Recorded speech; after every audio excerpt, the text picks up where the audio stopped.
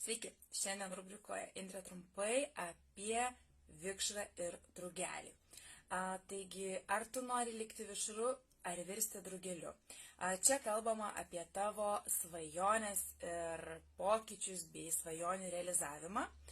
Atmink, kad visa tai priklauso nuo tavo požiūrio ir noras tapti drugeliu turi būti daug stipresnis už norą likti vikšru.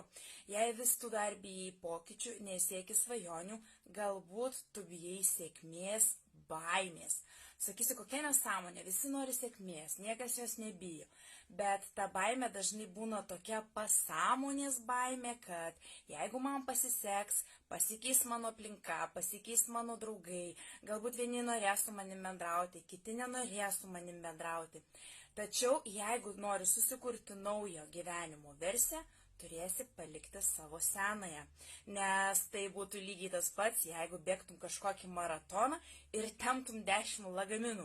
Tai bėgti tikrai būtų daug sunkiau, negu paleidus savo praeitį ir keliauti į dabartį.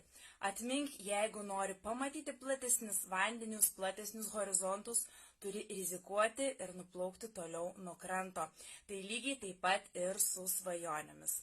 Turi kažką paleisti, norėdamas gauti, norėdamas sukurti, norėdamas turėti. Lygiai taip pat kaip vaikas, kuris pradeda vaikščioti, vis įsikabinės ir vieną dieną jis pasileidžia ir pradeda bėgti ir visi džiaugiasi, nes vaikas išmoko vaikščioti, bet tik todėl, kad jis paleido tai, kas buvo saugu. Ir atmink, jeigu užsidarys vienos duris, atsidarys kitos duris. Taigi tik nuo tavęs priklauso, ar tu tapsi drugeliu.